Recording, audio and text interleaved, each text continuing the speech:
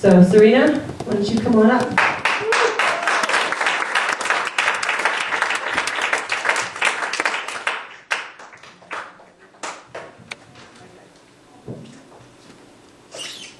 Okay. Hello, kids. Okay. What's the first one? Philippians 2:3-5 says, "Do nothing out of selfish ambition or vain conceit, but in humility consider others better than yourselves." All right, Lord, I pray that you would speak through me today and that you wouldn't let me influence this as much as just what you want them to hear. And God, I pray that you would take away my nervousness and that you would just do what you need to do. Amen. All right, so the other day, I have a mentor because my mom's my youth pastor and I need somebody else that's kind of like a youth pastor for me so I don't have to deal with her all the time. And, she just kind of helps me out with, like, if I need spiritual help or life help or whatever, I can talk to her. And so I texted her the other day and I told her, is it wrong of me to be sick of Bible studies?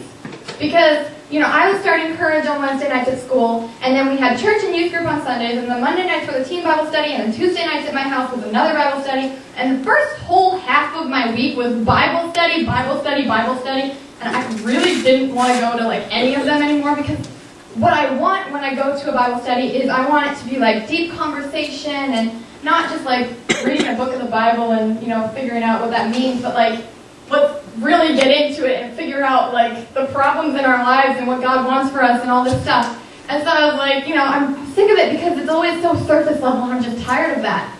And she told me that when she has that kind of problem, she reminds herself that she's not going to Bible studies or church for her. She's going because maybe by being there, she can help witness to somebody else or influence somebody else. Maybe she's going to say something that means something to somebody else there. And it's not about her getting filled up, it's about the possibility of her filling up somebody else and showing God's love to other people. And by doing that, by focusing on the other people, she does get filled up. Colossians 2:2-3 is Paul, and he's my favorite guy in the entire Bible because he's and he says that my purpose is that they may be encouraged in heart and united in love, so that they may have the full riches of complete understanding, in order that they may know the mystery of God, namely Christ, in whom are hidden all the treasures of wisdom and knowledge. His whole purpose, his whole reason for being is not so that God can do anything in him. It's so that God can use him to reach the other people around him. And he knows that. He doesn't live a life where he's like, God's going to do this for me, God's going to do this for me. He's living a life where he's saying, maybe I can help them. I can show who God is to them by how I live. So, last week, Master's Commission was here, and they talked a lot about idols at the youth bash. And one of the idols that they didn't talk about too much was the idol of self. And they talked about, how there's the physical part and the emotional part and all that. And I think that the problem is that self isn't a thing.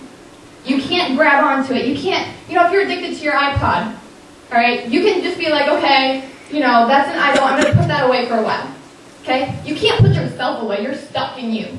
You can't live somebody else's life for a week. You can't get away from yourself. You're stuck. And so it's really easy to, turn yourself into an idol and put yourself ahead of God without realizing it. And my struggle, we categorize sin, we do this. We say, these are the really bad sins, like murder and rape. And these are the kind of bad sins, like lying and cheating. And, I don't know why we do it, we just do it. Well, I've never raped anyone, I've never murdered anyone, I've never done any of those really bad sins. So a lot of times I get stuck in the kind of bad ones. And my biggest problem is religious pride. Because, I've moved a lot of places, and I've gone a lot of places, and when I was younger, my parents were missionaries, and they would go and visit a lot of churches.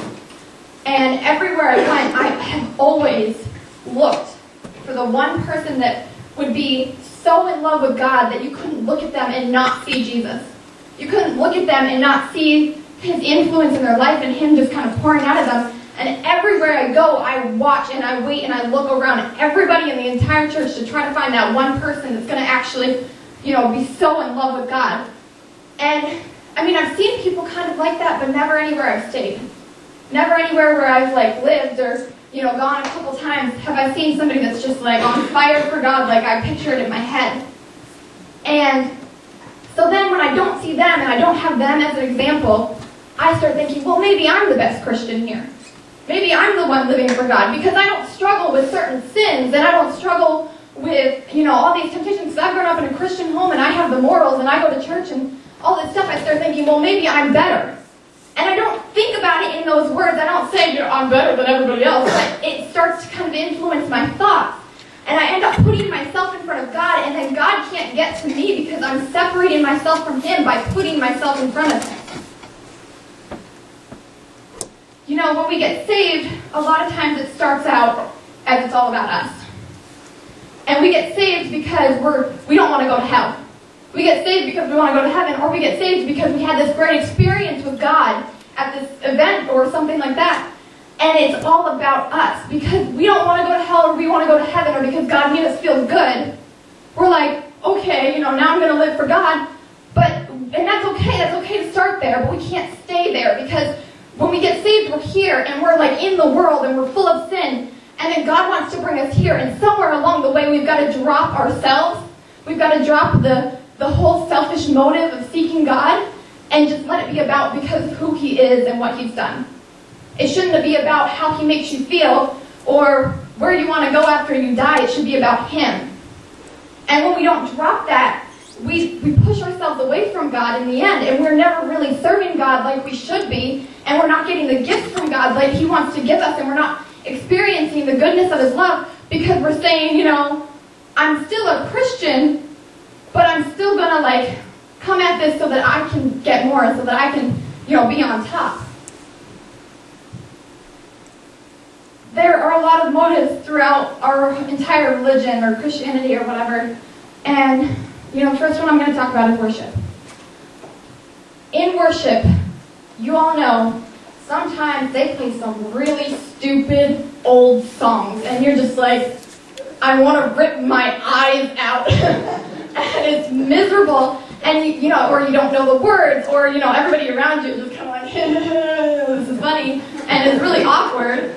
And, there's all these things that impact whether we worship or not. But if we're worshiping because of the song that we like, or, we're like, I had an experience with God during this song before, so I'm going to worship, get all out there. Or if we're worshiping because of the people around us are doing it, or because we want to get an experience with God, then we're not worshiping for the right reason. We're worshiping ourselves instead of God.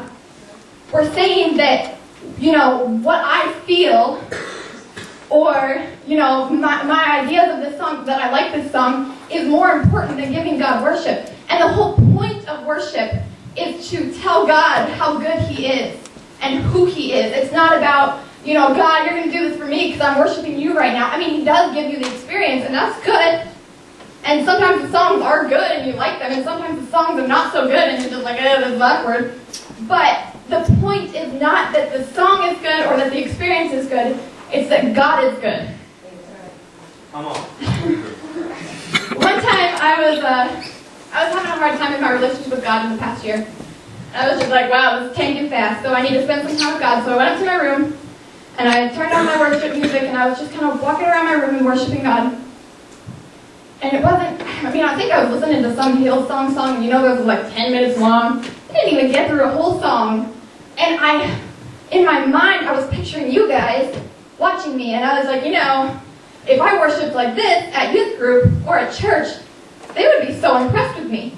They would think I'm such a good Christian. They would think I'm so, in love with God and stuff. And then I had to stop worshiping because my whole focus had turned into what you guys would think of me or how I can appear if I look like I'm worshiping God. And I couldn't continue that because what I had done is I had put myself in front of God. And I couldn't focus on Him anymore because I was worshiping me and what I could do to make other people think of me like I'm this cool, good Christian and really religious. The thing is, if we're worshiping for the right reasons, we should be able to worship God with no music at all in a room full of atheists with knives. We should be able to be like standing up there like, woo, Lord Jesus! And it should be we shouldn't be afraid of that. We shouldn't have a problem with that. So then the other side of it is just like the good things we do. Like reading our Bibles, or, helping out, volunteering at this event, or, all this different stuff, or, just going to church. The good things we do mean nothing if it's all about us.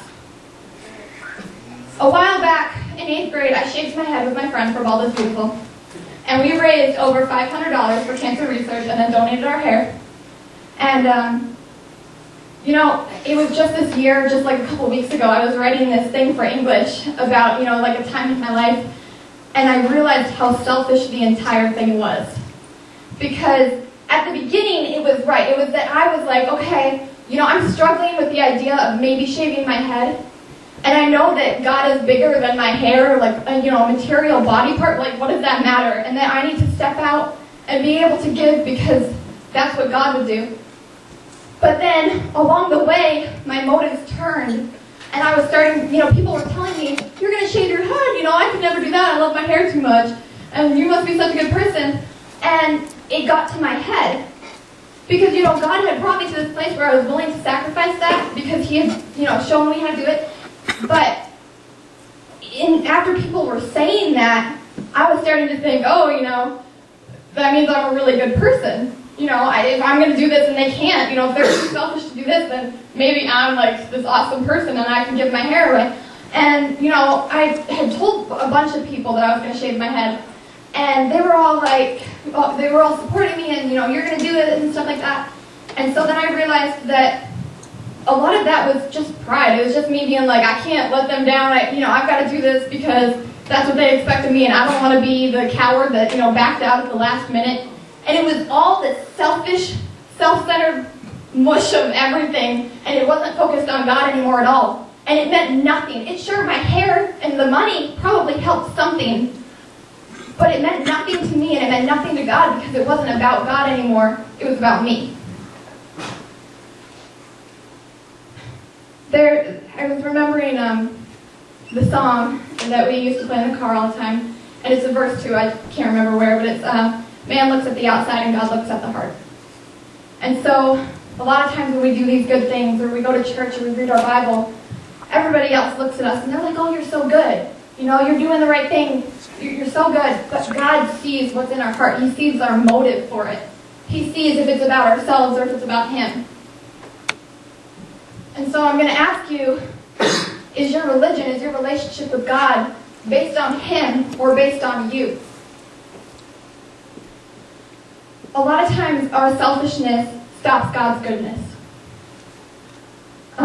Ephesians 5, 1-2 says, be imitators of God, therefore, as dearly loved children, and live a life of love, just as Christ loved us and gave Himself for us as a fragrant offering and a sacrifice to God. And then 1 John 2:6 says, whoever claims to live in Him must walk as Jesus did. Now, that one is the one that really gets me, because the other one's like, it's telling you to imitate Christ, and it's just really wordy and you get distracted from the point. That one's right there.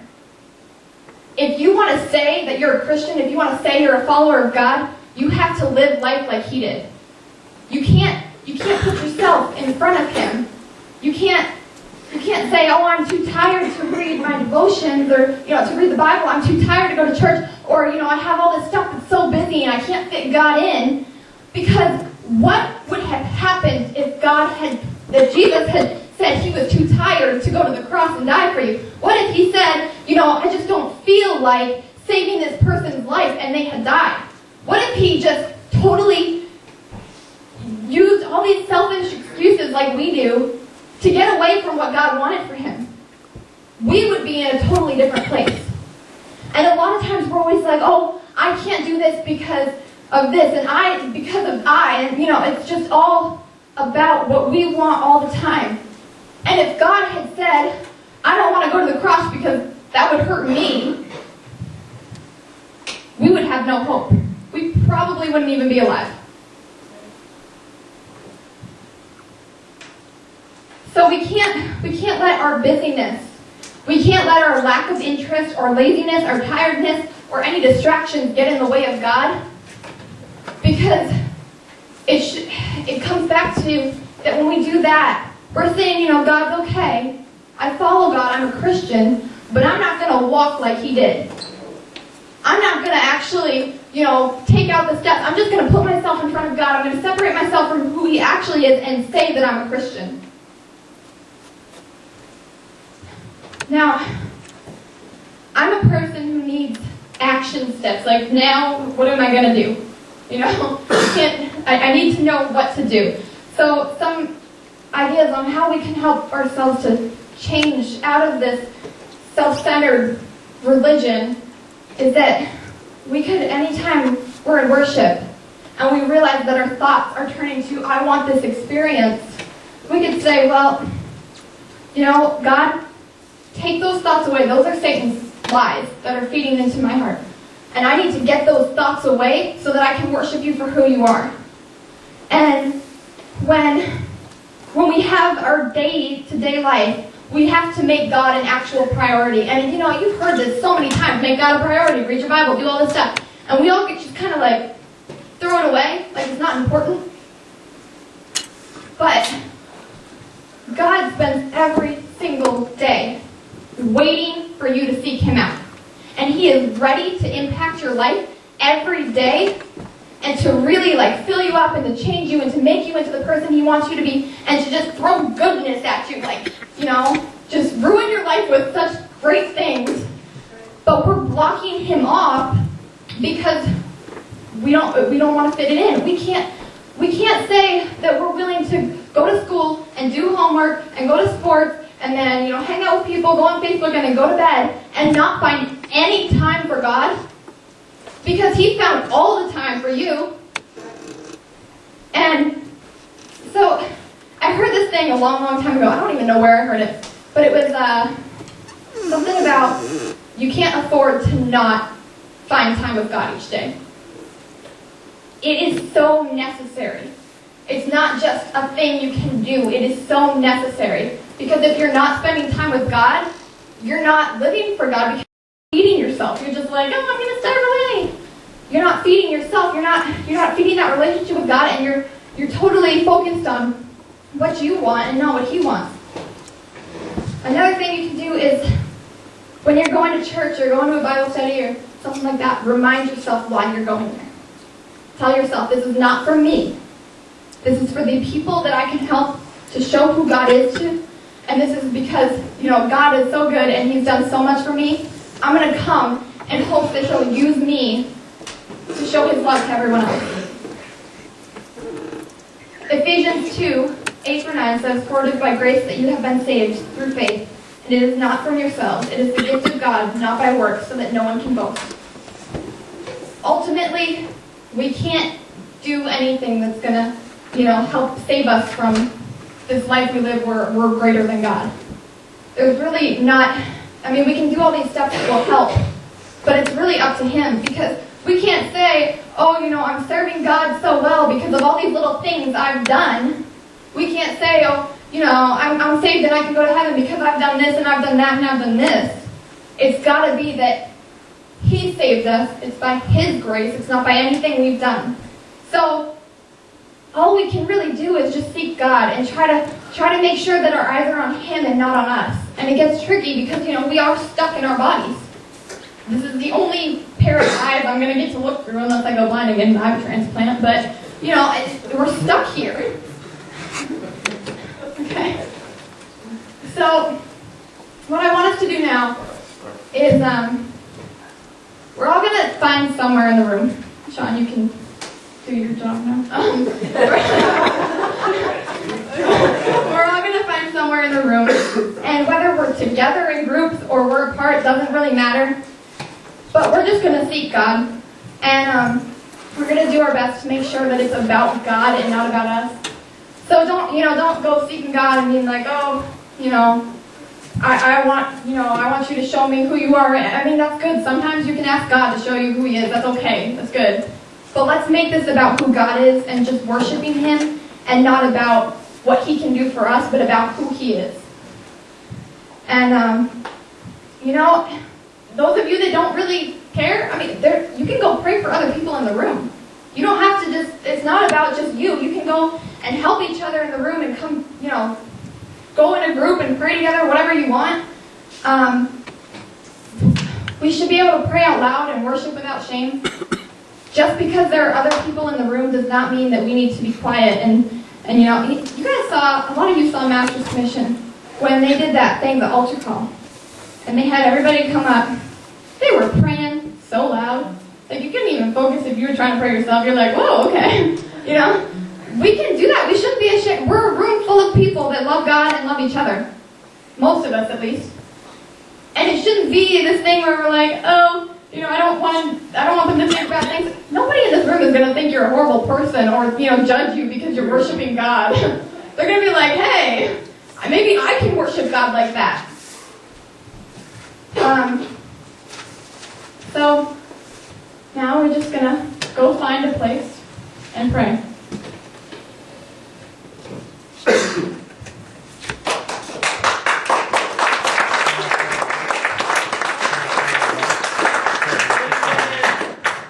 Alright, let's do what she said. Let's find a place. Let's spend some time with God, praying, talking to Him, worshiping Him. If you need prayer, the adults who are here to pray with you, or you can find a friend in the room to pray with you.